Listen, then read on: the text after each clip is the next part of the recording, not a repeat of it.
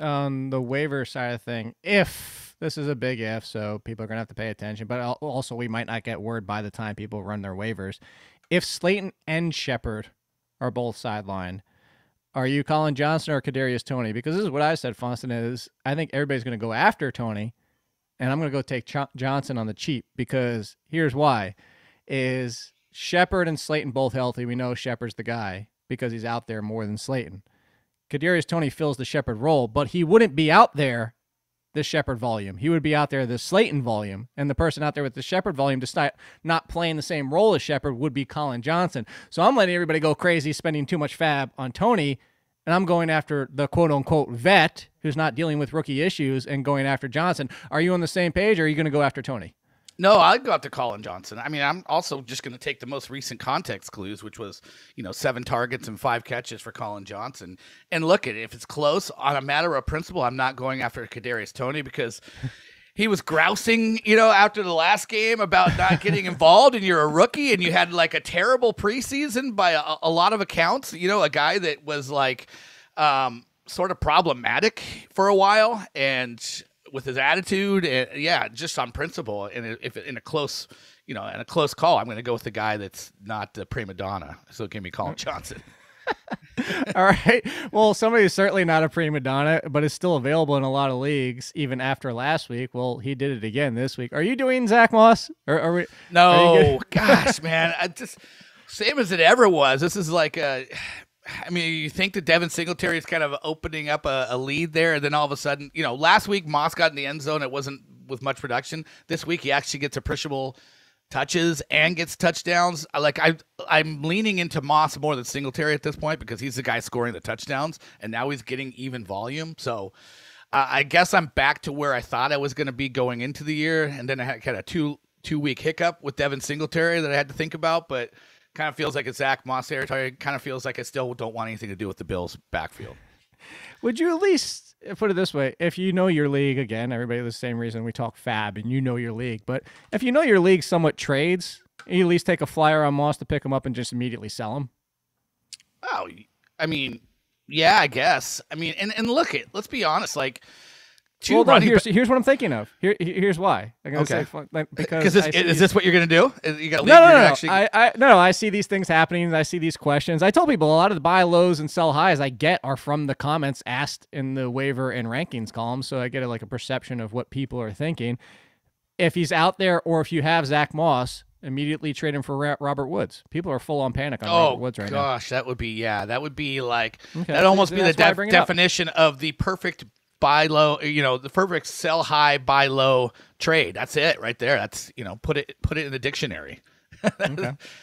You have your pick on waivers, and you can go grab, let's say Ruggs is still out there. You can go grab Ruggs, Emmanuel Sanders, who we didn't talk about in that game. We had another big week. Hunter Renfroe, or Tim Patrick. Who are you going to pick up? I might go Tim Patrick right now. Renfroe might be the play just because I know I don't have to put in as big a bid. Like Henry Ruggs, 2 good weeks, former top 10 pick. People are ready to buy in. They just needed the reason. They got the reason now. We know the guy's talented. Renfroe is just one of those guys that, you put in a low ball offer, low ball bid, you might just end up getting him, and you might just be as productive as everybody else there. So you save your money there. That's kind of where I'm at with that. Miami side of it, we'll make this quick. Is it just fade Miami unless it's Jalen Waddle, the end? Yes. And as long as Brissett's the quarterback, that's the thing. If Tua comes back, who I guess that's the question then. If it's not Waddle and it's Waddle and somebody else, who's the somebody else when Tua comes back? That's a good question. I wasn't even prepared for. I'm not sure it does either. I honestly wasn't prepared for Will Fuller being back this week.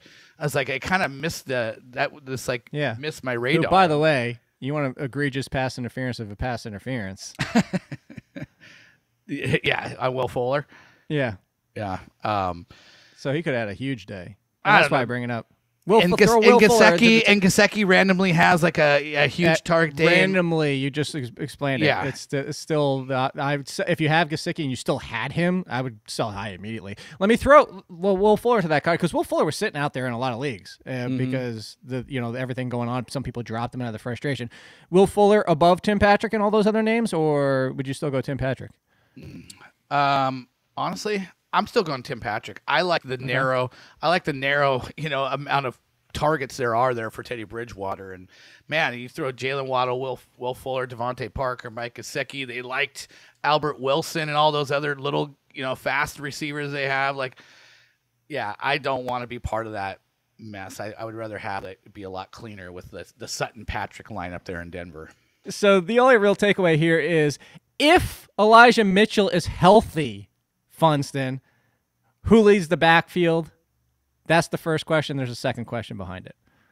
I kind of feel it's going back to where we were to start the year. I think Elijah Mitchell, in the mind of Kyle Shanahan, is the preferred running back at this point. Did Trey Sermon do anything to change it? I don't know that he did. So I think they will settle into the classic platoon, of the two running backs filling that role. But I would expect Elijah Mitchell, if he's healthy, to maybe be the slight leader there. Okay. And you've been the Deebo guy. Are you back? Question mark. And are you concerned? I am a Deebo guy, but it was always along the lines of why is Ayuk, clearly ranked ahead of him? Sure. Shouldn't these guys be similar? And they should be. And I even said last week, Edmonds situation. They should. When I kept saying they should be very, very close.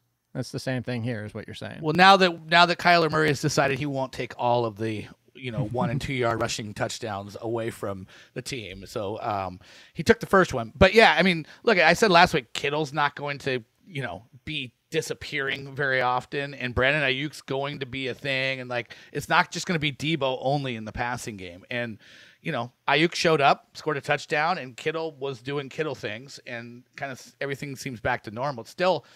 I still feel better about Deebo than I do Ayuk, but Ayuk was a guy that I picked up off of waivers this week in a league because people are dropping him, and I think that's a big mistake. Any interest in MVS on waivers?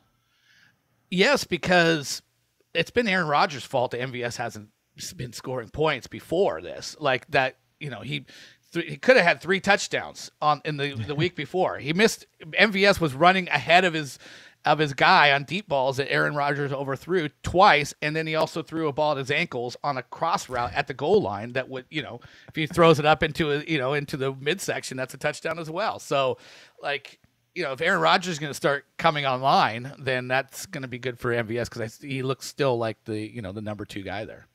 All right. Well, Thursday, we got to get to Thursday's game because, especially with waivers for a lot of people, tomorrow or Wednesday, Christian McCaffrey hurt. Probably. Yeah, not what we wanted to see. There's a second piece of this game, but first up, Hubbard. So Elijah Mitchell, leagues went anywhere from 20 to 50, 60% of their fab on Elijah Mitchell because he was going to be the guy with no Mostert out for the entire season. Mostert, again, out for the entire season. Christian McCaffrey, we don't know the timetable, 2, 3, 4, 5 weeks. It's still kind of up in the air. How aggressive are you being after Hubbard on waivers? Yeah, I think you play it. You think about bidding him as a month. I mean, Virginia Azaka's inside injuries. I saw her comment to somebody in the comment section of a column of the injury column that just speculating initially 3 to 6 weeks as a time frame. So if you play it, somewhere in the middle, 4 or 5 weeks, I think you got to go aggressive if you have Christian McCaffrey and you weren't able to get Hubbard in your draft. I know that happened with me. I have McCaffrey. Hubbard was drafted around earlier than I could get him in the draft, but then someone cut Hubbard, and so now he was out there. And I think you have to probably think about going 33 to 40% of your budget on him. And running backs is a pretty rough landscape. If you're one of the have-nots, and you're one of those 0 RBers, or just there's just not a lot at this point to pull off of the waiver wires in terms of running back help. So anybody who has running back problems could be overly aggressive. You might not get it for 33%. I think if you want to make sure you're getting it, it's 40+%. All right, so before we get out of here, some wide receivers and a tight end. Hold on for that. But real quick, what's king, Funston? What's king? You know what's king. Volume's king. Volume is king. Volume is king. I was whispering on purpose because in case anybody who's watching. Yes, 100%. Brandon Cooks. There's nothing left to say about Brandon Cooks. No, you guys just said the volume is king. There is something to be said. Are you dropping Robby Anderson at this point?